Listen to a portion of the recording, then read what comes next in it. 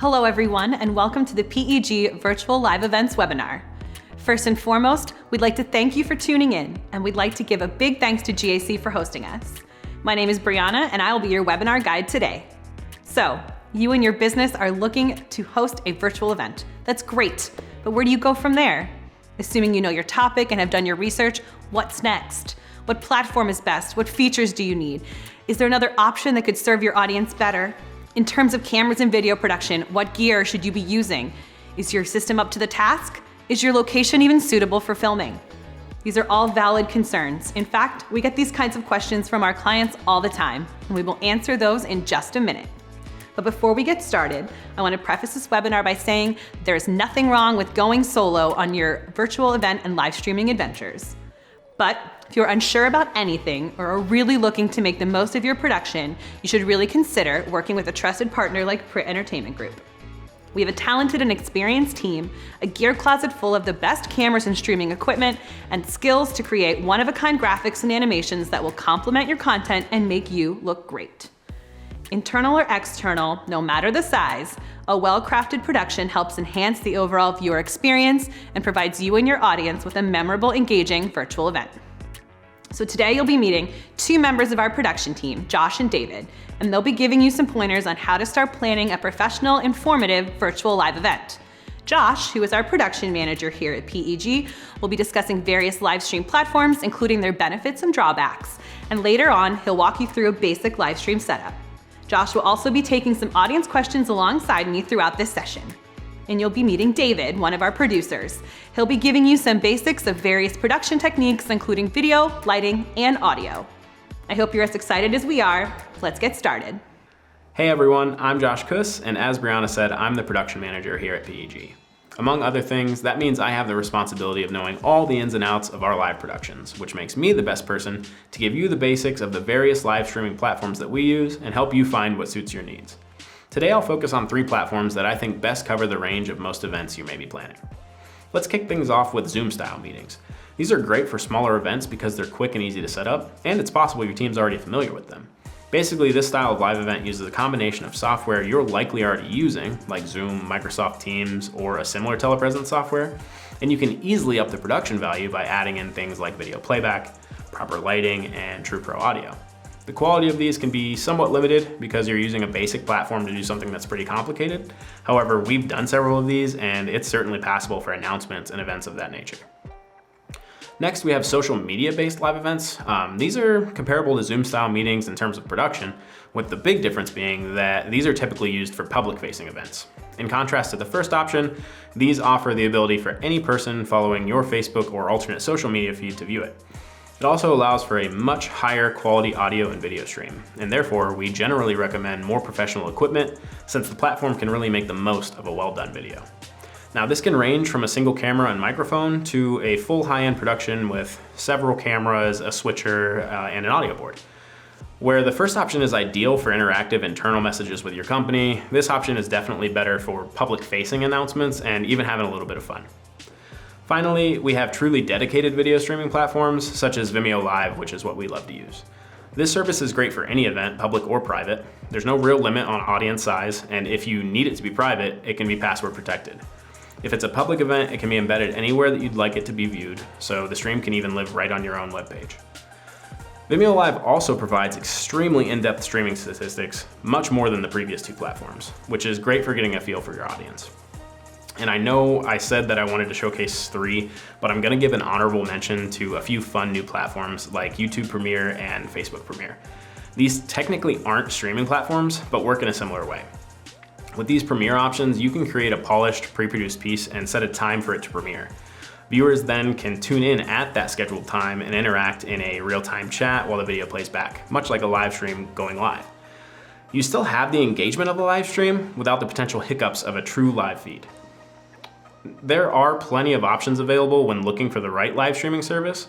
These are my main recommendations, but I do encourage you to do your own research if these don't tick all your boxes. Thanks for the great info, Josh. If you don't mind, I have a few questions here that were submitted via chat during that segment. Our first question comes from Megan. She asks, can I use mainstream music in my production?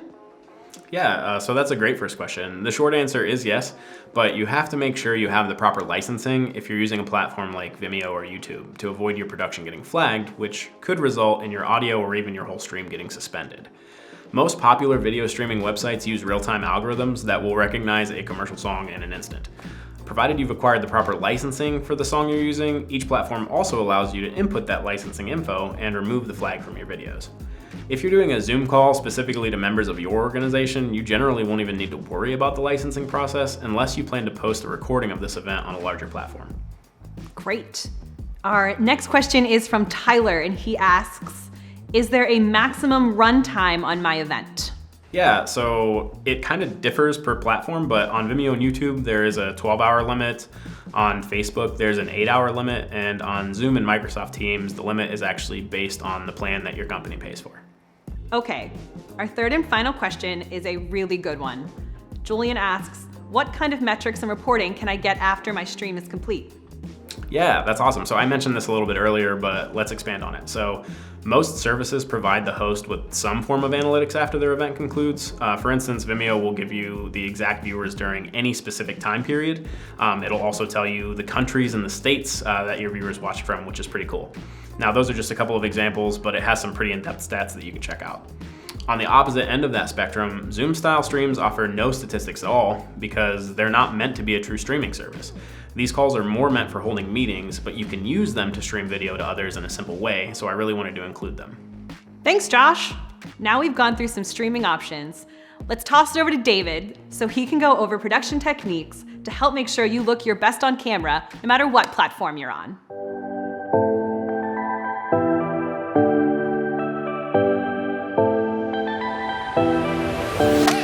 Hey guys, I'm David and I'm here to talk about some quick video techniques you can use at home. The world's different right now. We've traded our commutes to work for commutes to the couch, and the dress code is a little more relaxed these days. One of the biggest changes has been how we communicate. Gone are the days of sitting in a room, throwing ideas around a table, and writing them on a whiteboard. We live in a virtual world now, and that means our webcams are working overtime. And let's face it, they aren't winning any awards for quality. Luckily, there are some tips I can give you that'll help your next on-camera appearance look professional and on point. Say you don't have a professional camera at home, like me, and instead you need to use a webcam or phone like this. It may not look as good, but it still gets the point across. Oh, and I'm assuming you don't have a 3-point lighting system at home, right? Yeah, it's not looking as good, right? Well, fear not. There are a few simple tricks that I can show you to make your video look better almost instantly. But first, let's change locations. Okay, so this location change will lead me into my first tip, and that has everything to do with lighting. To create a clean image, proper lighting is key. For the sake of this demonstration, I've set up my production lights again, but let's see what our image looks like if we kill them. You'll see my camera has the background looking great, but I need these lights to illuminate myself to match. Now let's try bringing my phone back to see what we've got cooking there. Yeah, even worse. Computer and phone cameras, while impressive and convenient, are not a professional solution and naturally can't quite compete with a dedicated camera like this one. There is an easy solution here though, and no, it's not to buy a fancy lighting setup. All we have to do is change where we're standing. I know it may seem obvious, but in reality, most of us don't think of what is in our background, be it an overexposed window or a plain wall. That's why I'm starting here, so you can see why it's important to make sure there isn't anything distracting behind you. Now let's switch it up again. All we're gonna do is turn 180 degrees and now we have a perfectly usable shot. Believe it or not, I'm not using any artificial light here. The most important thing to do is to place yourself close to and in front of a window so the light covers you evenly. If you're finding the light is too harsh, you might be able to draw a curtain or blind to cut it down. Covering the window with a thin piece of cloth can also help in creating a softer, more pleasing light, with less harsh shadows. But say the sun's gone down or you're in a room without much natural light. Let's head down to my garage to see how we'd cover that scenario. This is a pretty good example of a space with no natural lighting. You could also compare this to an interior office without any windows.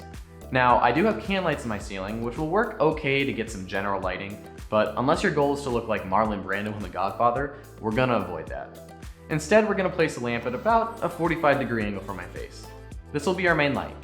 If you have another light, you can place it on the other side to light yourself evenly, otherwise just use the normal lights in your house to illuminate everything else. As with our original setup, be wary of what's in your background. As you can see behind me, this doesn't look great, so do your best to clean it up, possibly stage it, and make it look a lot more inviting. You want to make sure your audience's attention is on you, not what's behind you. The final thing I want to talk about is audio quality, and with it there are two important things to keep in mind: your equipment and your location.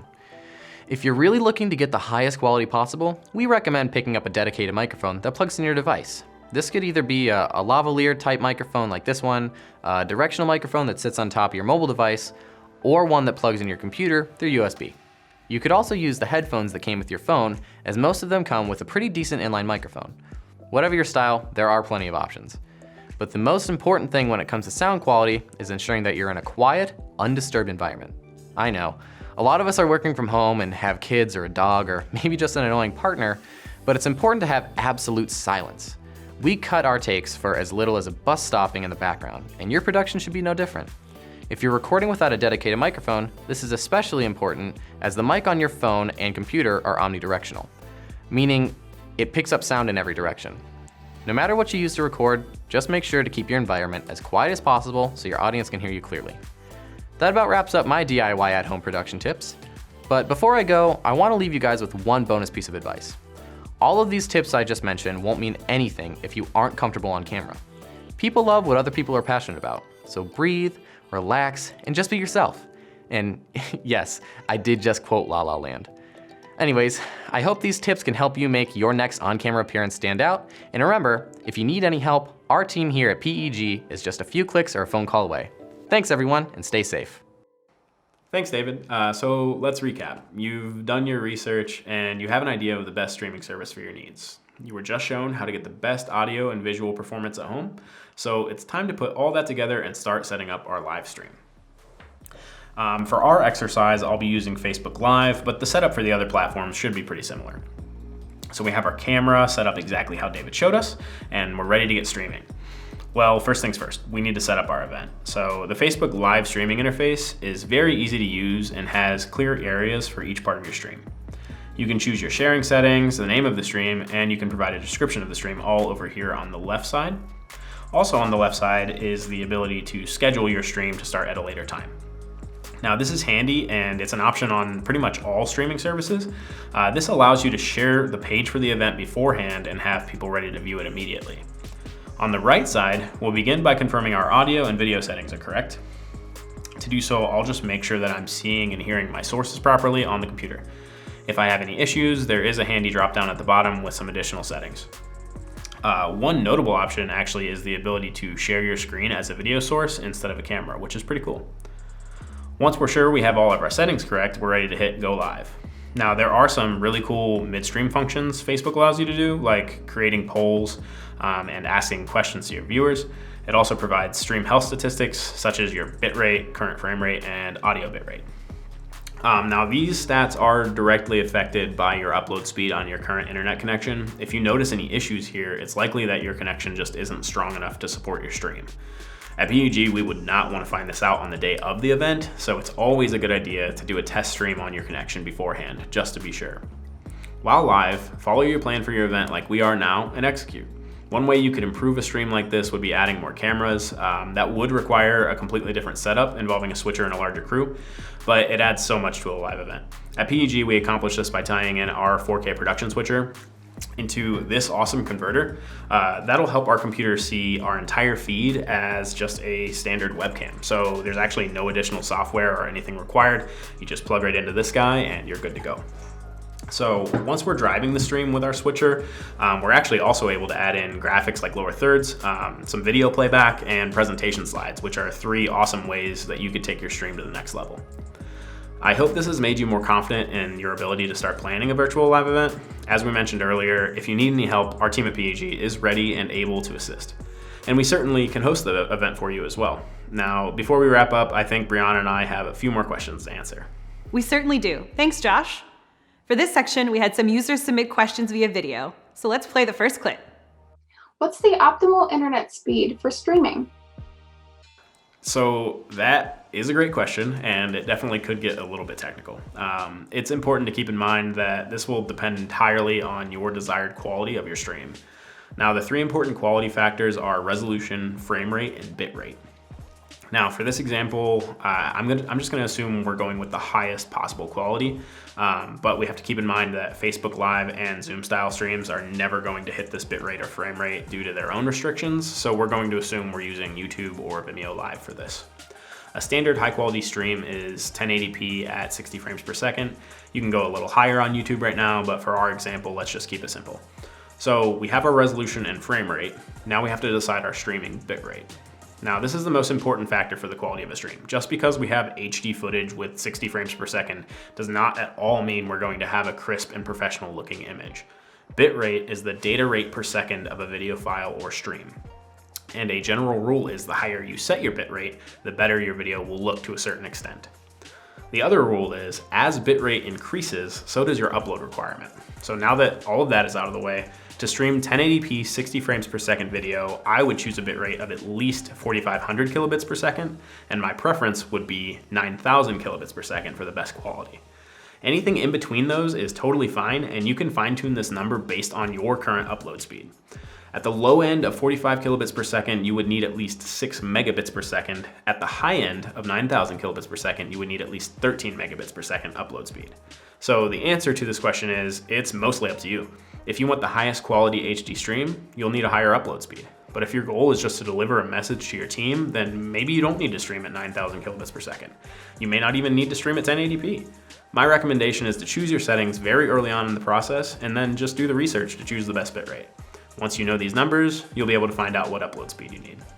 Even I'm learning a few things today. Very helpful, Josh. I hope that answered your question, Amanda.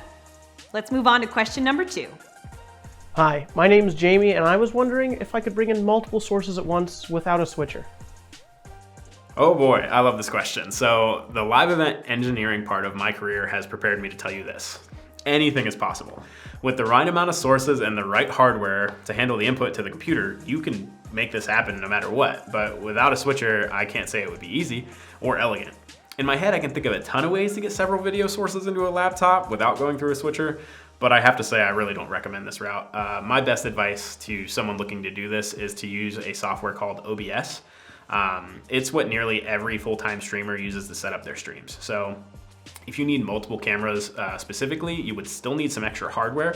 But if you really just want to add a presentation or a video to your stream, OBS can handle that really well, and it will allow you to set up the sources on the screen however you like. It's also so widely used that you can learn everything about it on YouTube from people who use it every single day. More great information. Thank you for your question, Jamie. I believe we have time for one more, Josh, if you don't mind. Oh, not at all. Hi, PEG. I was wondering if you could stream from a remote location, maybe like a job site? Yeah, so absolutely. The only thing that would complicate this is quality.